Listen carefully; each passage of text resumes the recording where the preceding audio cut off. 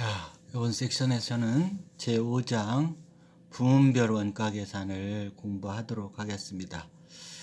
앞서 그 수업에서 먼저 6장의 개별 원가 계산을 가서 단순한 개별 원가 계산을 원가의 흐름을 익혀보기 위해서 이제 먼저 하고 와서 단순한 개별 원가 계산은 간단히 보고 왔어요. 그런데 이제 부문별 개별 원가 계산을 하기 위해서는 이와 같이 부문별 원가 계산이라는 이런 섹션을 먼저 공부하지 않으면, 부분을 이해하지 않으면 어떤 흐름인지가 이제 중간 단계가 빠지기 때문에 부문별 원가 계산을 먼저 다시 책 순서대로 되돌아와서 부문별 원가 계산을 공부하도록 이렇게 그 강의를 짜고 있는 겁니다.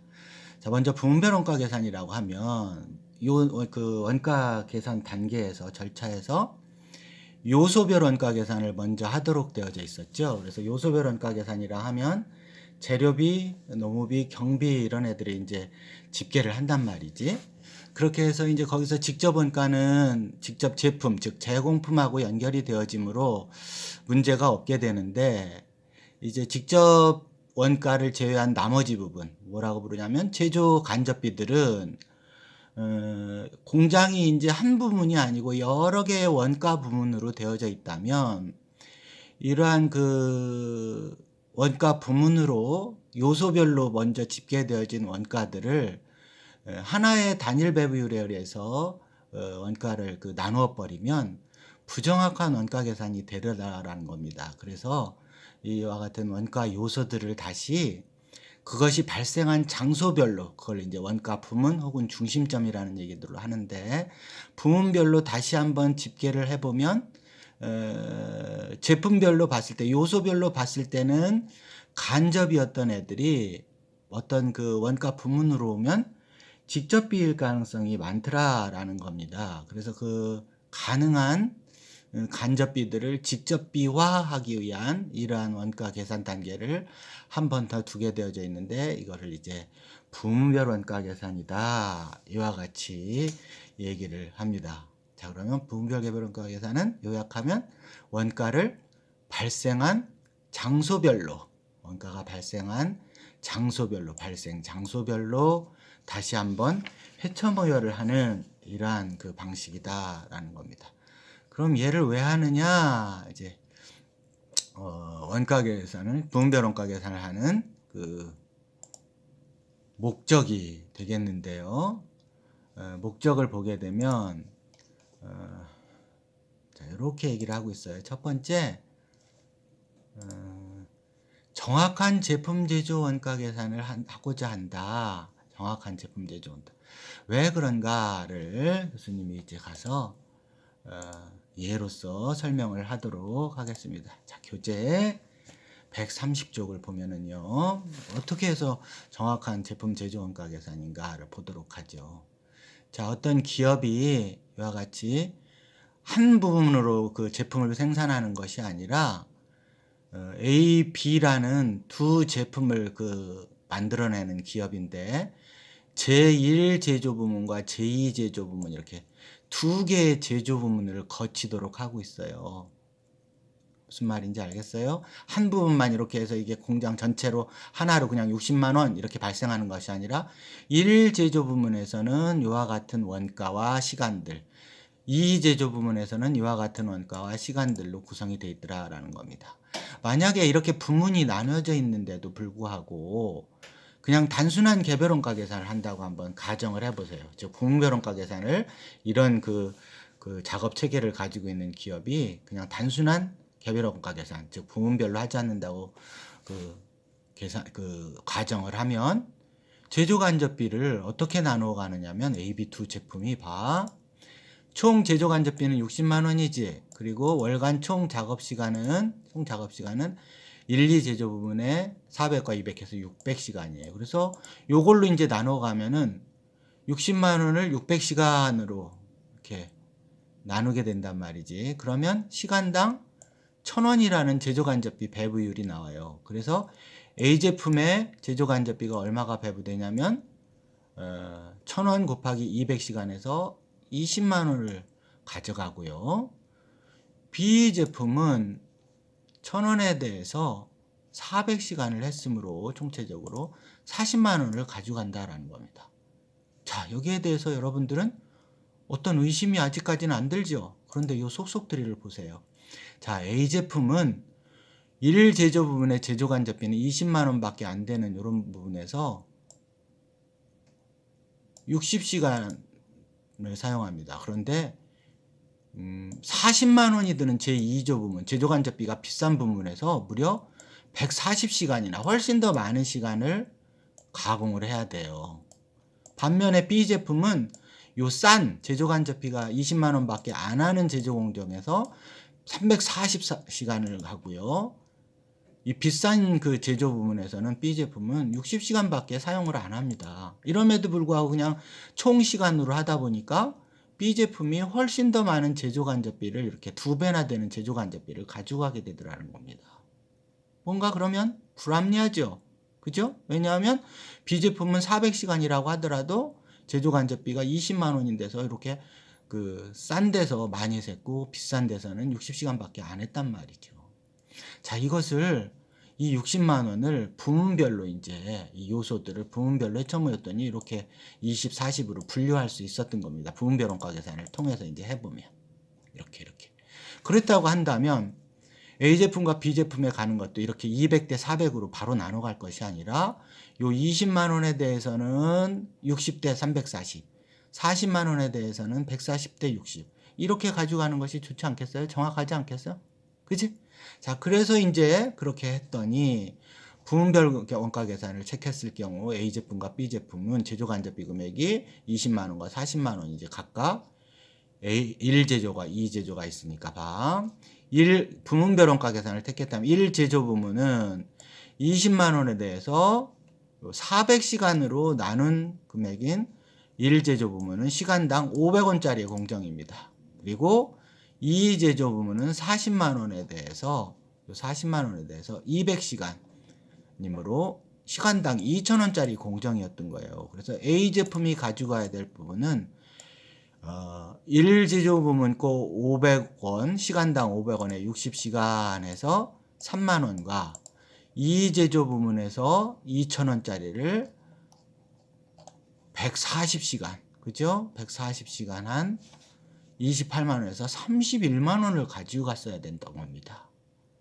자, 그리고 계속해서 제품 B를 보면 1제조 부문에서 500원짜리에서 340시간을 하고 있어요. B 제품 340시간 시간당 500원짜리에서 여기 시간당 2,000원짜리에서는 B 제품이 60시간밖에 안 해요. 그래서 1제조 부분에 340시간이라고 하더라도 17만원 밖에 안 되고 2제조 부분에 60시간이어서 12만원에서 도합 29만원이어서 오히려 A 제품이 제조 간접비를 2만원이나 더 가지고 가야 되는 이렇게 해야지 정확한 계산이었더라는 겁니다. 만약에 안 했더라면 어떻게 됐냐면 A 제품은 20만원, B 제품은 40만원 가지고 가는데 이와 같이 부문별로 했더니 오히려 A 제품이 제조 간접비를 31만원 가지고 가야 되고 B 제품은 29만원만 가지고 가도 되는 이런 제조 간접비 형태였던 겁니다. 자, 이제 명백해졌죠.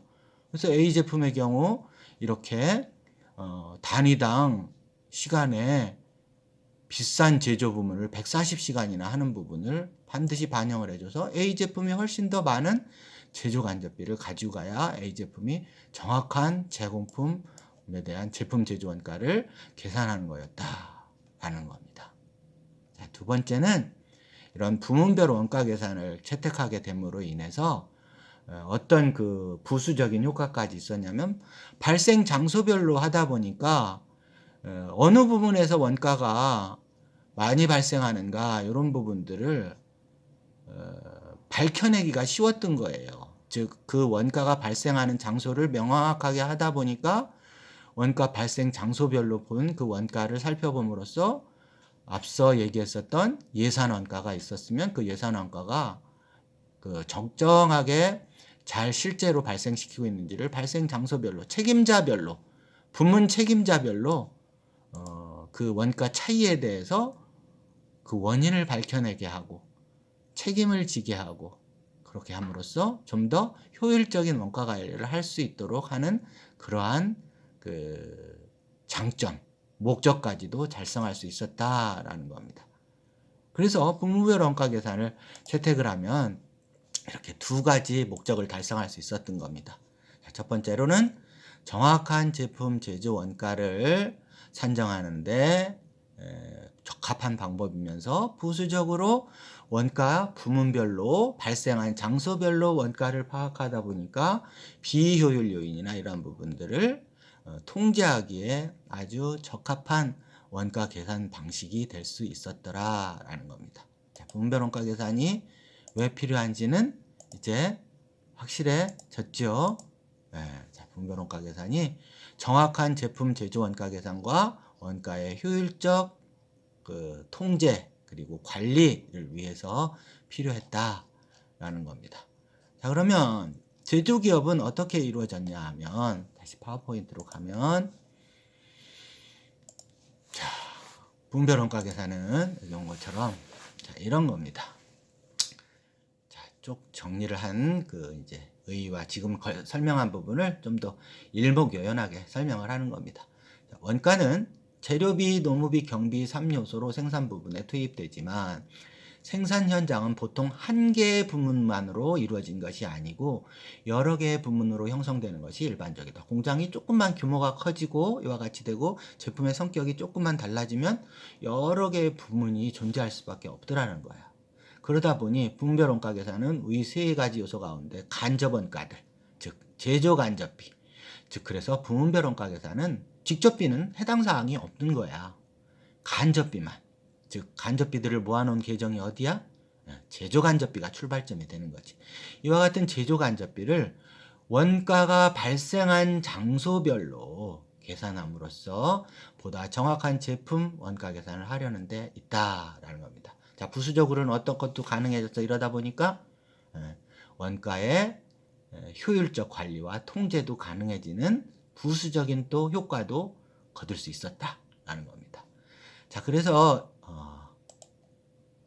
일반적으로 생산 현장은 이와 같이 직접 생산을 수행하는 제조 부문과 생산 활동을 지원하는 보조 부문으로 이렇게 구분이 되더라라는 것이야. 제조 부문과 보조 부문. 그래서 그런 그 원가의 3요소를 간접비만을 모아봤더니 그것이 이제 이렇게 제조 부문에 속한 거냐, 보조 부문에 속한 거냐 이렇게 나뉘어지게 되더라고요. 자, 제조 부문의 예를 보면 이런 절단이라든가 선반이라든가 조립이라든가 이런 부분이 있을 수가 있어요. 교재에는 절단, 조립, 도장 이런 식으로 나와 있네. 그리고 보조 부문에는 공장 사무 부분이라든가 그다음에 동력이라든가 수선 부문이라든가 이런 것들이 공장의 제조 부문을 보조하는 이러한 부문으로 나눌 수 있겠습니다. 자, 이런 부문별로 집계를 한다라는 겁니다. 자, 그렇게 해서 이런 목적을 달성할 수가 있었어요. 앞서 말한 대로 정확한 제품 제조 원가와 그리고 효율적인 원가 관리를 할 수 있었다라는 겁니다. 그래서 부문별 원가 계산을 이제 표로 요약을 해보면 제조 간접비를 이제 원가 중심점으로 보는 거야. 제품으로 직접 가는 것이 아니라. 그래서 제조 간접비를 장소별로 보는 거지. 장소별로. 그래서 제조 부문, 보조 부문이 있는데 결국 이제 보조 부문도 제조 부문으로 끌어오게 되는데 이와 같은 제조 부문의 원가를 결국은 나중에 제공품과 이제 연결시키는 거야. 제조 부문으로만 모아가지고 원가를 발생한 장소로. 앞서는 간접 재료비 여기서 곧바로 제조 간접비를 곧바로 제공품으로 갔었지. 근데 부문별 원가 계산을 통해서 A 제조 부문, B 제조 부문, 혹은 절단 제조 부문, 조립 제조 부문 이렇게 모은 다음에 절단과 제공품 2, 조립과 제공품 1, 조립과 제공품 2 이런 식으로 연결하겠다라는 겁니다. 이렇게 그냥 그 대략적인 설명만으로는 확 들어오지 않을 겁니다.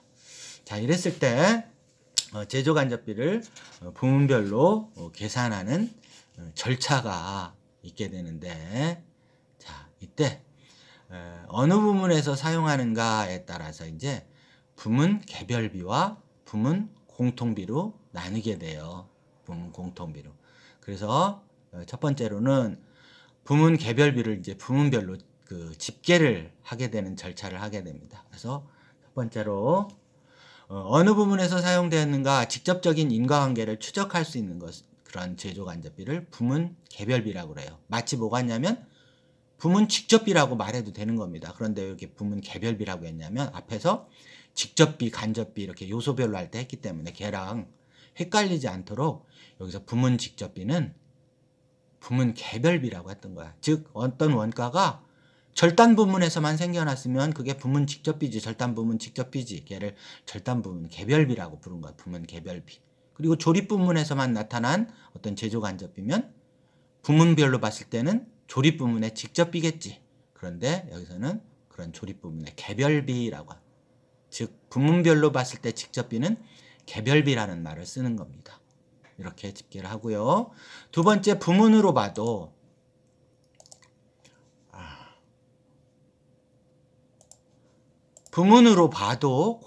간접인해가 있어요. 부문으로 봐도 여러 부문에 공통적으로 봐요. 공장 전체에 뭐 감가상각비, 공장 건물에 이렇다라고 한다면 공장 건물의 감가상각비는 절단하는 부분의 공장도 그 안에 공장 안에 있을 것이고 조립하는 부분도 공장 안에 있을 거라고. 그와 같이 되어지면 부문별로 본다고 하더라도 어때? 직접 비화할 수가 없지. 부문의 공통으로 들어가지. 그런 애들은 부문 공통비라고 부르는 겁니다. 즉 제조 간접비를 그 요소별로 봤을 때도 간접비였는데 이게 발생 장소로 한다 하더라도 아직까지도 어느 발생 장소에 딱 직접 비화할 수 없는 얘들을 부문 공통비라고 합니다. 교수님이 예를 든 게 공장 건물의 감가상각비라고 하는데 여기 부문 개별비는 공장의 어떤 기계장치의 감가상각비라고 해보세요. 그럼 기계장치는 절단 부분에서만 쓰이고 조립 부분에서는 쓰이지 않는다라고 한번 생각해 보세요. 그러면 어때? 이와 같은 기계장치의 감가상각비는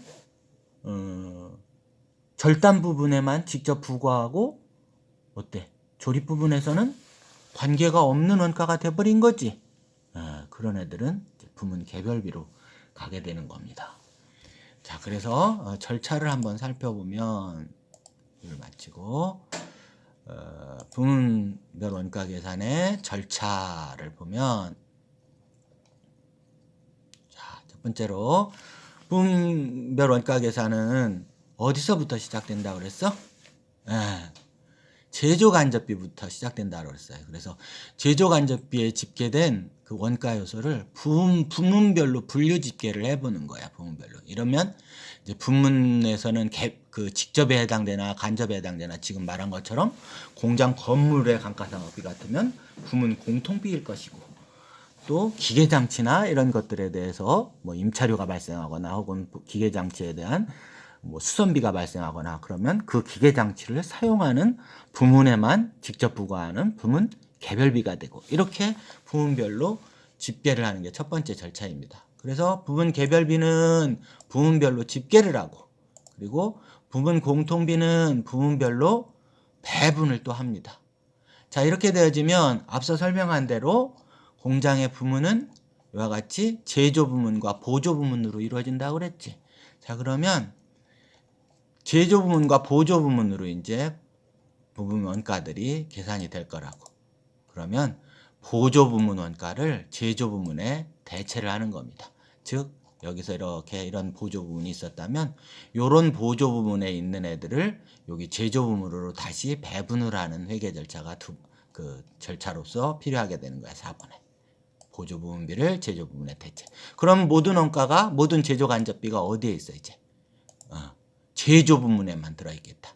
그러면 제조 부문 원가를 즉 여기 있는 모든 원가가 요울로 들어앉아 있을 테니까 절단 조립 도장 이거는 제조를 담당하는 부서지 부문이지. 얘네들이 어디에로 그 배부가 되면 되느냐 하면 제공품 이제 제품별로 배분을 하면 되는 그런 겁니다. 되겠지?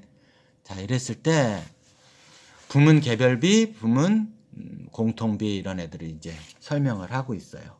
자, 이랬을 때 부문 공통비를 배부하는 기준이 있는데 배부하는 기준은 인과관계입니다. 모든 게 인과관계가 있을 것 이렇게 어떤 인과관계가 있는가 여기에 따라서 부문 공통비를 배부하게 됩니다. 자, 이랬을 때 그 인과관계라는 것은 뭘 의미하느냐면 배부 대상이 될 원가 요소와 배부 기준 간에 일정한 비례적 관계가 있는가 이런 겁니다. 예를 들면 기계의 감가상각비는 기계의 가액, 마력수 이런 것들하고 비례적 관계를 가지겠죠. 그죠? 예. 그다음에 배부 기준이 공통성이 있어야 돼. 제조 부문과 보조 부문에 배부할 원가 요소의 기준을 제조 부문에만 존재하는 작업 시간으로 한다면 안 되겠지. 보조 부문에는 없을 테니까. 자, 그런 것들을 잘 생각해서 해야 된다. 즉 이런 모든 것들이 이제 인과관계를 보는 건데, 그 다음에 객관성이 있어야 된다. 주관적으로 그 배부를 해서는 안 된다. 그리고 그와 같은 배부 기준이 획득할 수 있는 자료여야 된다. 획득이 불가능한 뭐 외부적인 요소라든가 이러한 것들은 안 된다라는 겁니다. 자, 배부 기준의 예를 봤더니 그래서 뭘로 하면 좋을까 이렇게 생각을 해본 거야. 그랬을 때 1월에 한번 생각해봐. 하나씩 살펴보자. 이거 중요한 것들인데, 자, 요거 이제 배부 기준을 알아야 부문 공통비를 배부를 할 수가 있어요.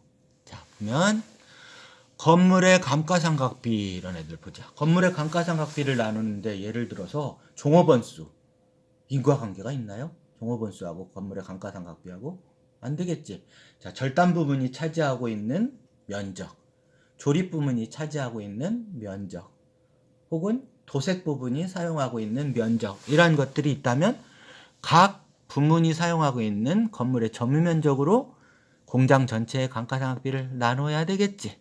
자, 이런 겁니다. 마찬가지로 건물의 임차료나 보험료도 각 부문이 사용하고 있는 점유 면적 이런 것들에 따라서 나누어야 될 것 같아.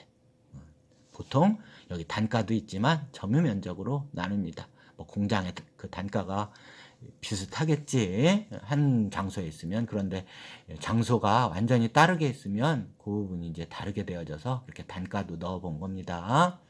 자, 그 다음에 공장의 기계장치 보험료.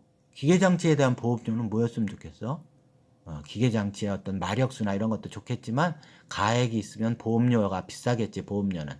그래서 가액이 더 정확한 방법일 것 같아. 보험료에 대해서는. 기계장치의 무슨 동력비라든가 감가상각비 이런 것들은 여기에다가 가액으로 나누어주면 좋을 것 같아. 그 다음에 전력비나 동력비 이런 애들은 그 각 부문에서 사용하는 기계의 수 그리고 기계의 크기 그걸 이제 마력수라고 하는데 거기에다가 그 기계가 가동한 작업 시간 요것의 함수로 나누어 가면 되겠다. 그지? 그다음에 기계 어떤 운반비 같은 거 그러면은 뭐 뭐를 막 자료도 운반해 가고 또 이쪽 저쪽에서 운반해 가는 그런 것들이야. 그랬을 때 각 부문별 운반 횟수 이런 것들이 취득 가능한 자료가 있으면 운반 횟수에 따라서 나누면 되겠습니다. 자, 그런 것들이 다 자료가 획득 가능할 때 이렇게 운반비 이렇게 나눌 수 만약에 획득 가능하지 않다 그러면 다른 그 비슷한 어떤 배부 기준을 가지고 와야 될 것 같아요. 그래서 운반 횟수가 아니라면 예를 들어서 운반한 데 들어간 비용을 각 부문이 투여한 뭐 직접 재료비 비율이라든가 이렇게 하면 직접 재료비를 운반하고 재료를 운반하는데 많이 사용했을 테니까 이런 식으로 재료비 비율 뭐 이런 걸로 나누어가는 부수적인 방법을 해야 되겠지만 운반 횟수가 객관적으로 나타난다면 운반하는 횟수대에 따라서 얘가 들어가는 게 정확하겠지. 그 다음에 수선비는 당연히 수선한 횟수. 그 다음에 통신비는 뭐 부문별의 전화 대수 뭐 이런 것들 하면 될 것 같고. 자, 복리후생비 이건 뭘까요? 종업원하고 이건 관계가 되겠다. 그지? 종업원 수가 많으면 비례적으로 복리후생비도 당연히 비례적으로 발생하고 있을 것이라고 복리후생비 같은 경우도 그쵸? 자, 그래서 종업원 수 이렇게 나누면 좋을 것 같고 그다음에 사무용 소모품비 이런 애들도 마찬가지로 부문별 종업원 수나 혹여는 종업원 수가 파악하기 어려우면 그때그때 변동이 심하거나 또 이쪽 저쪽으로 이동도 좀 많이 있고 이렇다면 이동하면서 뭐 부서별로 뭐 작업이 지원 작업도 하고 막 이런 식으로 되어졌다면 직접 노무비 비율 이렇게 해도 괜찮을 것 같아요. 그 다음에 여비교통비는 각 부문에 속한 종업원들이 얼만큼 출장 갔느냐, 혹은 뭐 그냥 그대로 뭐 그거 다 일일이 출장 횟수를 그 조사해 온다 이런 것도 번거롭다면 그냥 종업원 수 뭐 이런 정도로 나누어도 좋을 것 같아. 이런 때 뭐 사무용 그 소모품비나 여비교통비, 복류생비는 이거 모두 다 뭐야? 여기 숨어 있지만 일반 사무직이나 영업사원들 이런 얘기가 아니고 공장에 그 관련되어지는 제품 제조와 관련되어진 공장 안에 들어있는 종업원들, 공장의 사무직 이런 사람들의 그과 관련되어진 뭐 복리후생비나 그리고 거기 공장에서 공장 사무실에서 쓴 소모품비나 공장에 속해져 있는 종업원들의 여비교통비 이런 애들인 겁니다. 되시겠죠?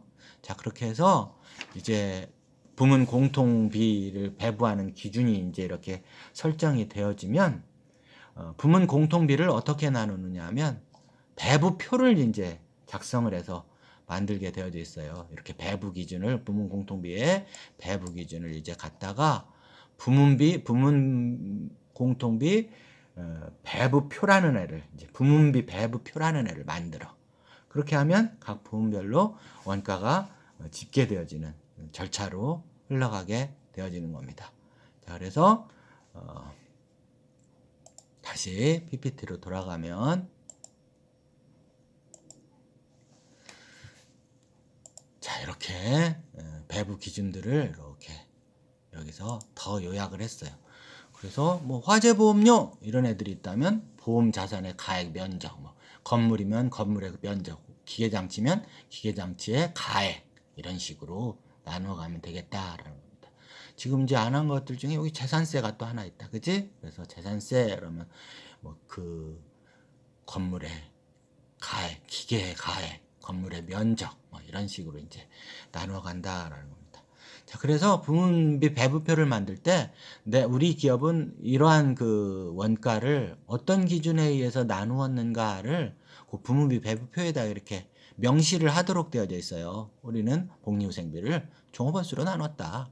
그리고 감가상각비는 건물의 면적으로 나누었다. 건물분은. 그리고 기계장치의 감가상각비는 기계 가액으로 나누었다. 뭐 이런 것들을 부문비 배부표에다가 적어줍니다. 부문비 배부표에다가. 자, 이럴 때 이러한 배부 기준이 뭐라고? 배부 기준은 인과관계를 먼저 보고 그 다음에 자료를 추적 가능성이 있는가를 본다라는 겁니다. 자, 그럴 때 자, 인과관계와 추적 가능성을 이렇게 늘어서 교수님이 설명했던 부분이 비례성이 있으면 인과관계가 있다라는 겁니다. 그리고 공통성 이런 것들도 인과관계가 있는 것이고 객관적이어야지 당연히. 그리고 취득 가능성 이렇게 들었던 겁니다. 그래서 총체적으로 인과관계와 취득 가능성 이렇게 여러분들이 이해를 하시면 되겠습니다. 계속해서 두 번째 섹션에서는 이제 뭘 다룰 것이냐 하면은 실제로 5-1에 있는 부문비 배부표를 만들게 될 거예요. 이런 부문비 배부표를 만들게 되면 만들기 전에 그 흐름을 알려주기 위해서 이런 식으로 이제 이렇게 부문별로 모이게 돼. 제조 부문, 보조 부문 이렇게 원가가. 자, 요거 만드는 법을 다음 시간에 이제 다음 섹션에서 가르쳐 줄 텐데 이걸 어떻게 만들어 오는지. 그렇게 되어지면 이 보조 부문에는 원가가 이렇게 있지. 지금 현재는 어떤 상태로 가야 된다 그랬어요. 이 보조 부문 원가, 동력 부문과 수험 부문은 보조 부문 원가인데 이 123,000원과 93,000원은 결국은 어디로 보내는 회계를 또 해야 되냐면 여기 A 제조 부문과 B 제조 부문으로 보내는 회계 처리를 해야 되는 것이야. 자, 그것이 바로 어떤 것이냐면 여기야, 여기. 자, 어떤 거냐면 부문비 배부표라는 그런 표를 만들게 되면 다음 과정은 보조 부문에 있는 원가를 제조 부문에 대체하는 이런 이제 그 절차를 하게 돼. 아시겠어요? 그랬을 때 이제 이런 방법들을 이제 공부하게 되는데 여기가 좀 여러분들이 좀 어려워할 부분이 될지도 모르겠어. 자, 다시 또 가면 절차를 보면 이것이야. 자, 요약을 해서 끝을 내도록 할게요. 부분별 원가 계산의 절차는 어떻게 되어진다고? 자, 여기 가서 조금 더 요약해서 설명을 해줄게. 우선 제조간접비 계정에 있는 애를 부문별로 분류짓게 하는데 이때 부문 개별비와 부문 공통비를 부문별로 집계를 한다라는 겁니다. 그래 놓고서는 부문 개별비는 갖다가 집계하고 부문 공통비는 지금 배부 기준들을 얘기했었잖아. 그러한 기준들에 의해서 나누어요. 자, 이렇게 되면 원가가 제조부문과 보조부문으로 있지. 그때 이 보조부문 원가를 제조부문으로 간다라는 것이 흐름이. 자, 그런 다음에 마지막 단계가 제조부문 원가를 이제 제공품하고 연결시키는 것이야. 이런 흐름으로 흘러갈 겁니다. 자, 다음 예제 어디서부터 시작을 할 거냐면 여기 137쪽의 예제 부분을 하도록 하겠습니다. 자, 섹션 듣기 전에 그 138쪽에 있는 부문비 배부표가 어떻게 만들어지나를 한번 보고 들어오면 섹션 2가 다음 섹션이 섹션 2가 아니지 다음 섹션이 좀 쉬울 수 있을 겁니다. 자, 여기까지 마치고 다음 섹션에서 계속 요 부문비 배부표를 작성하고 그리고 회계 처리하는 방법을 공부하도록 이렇게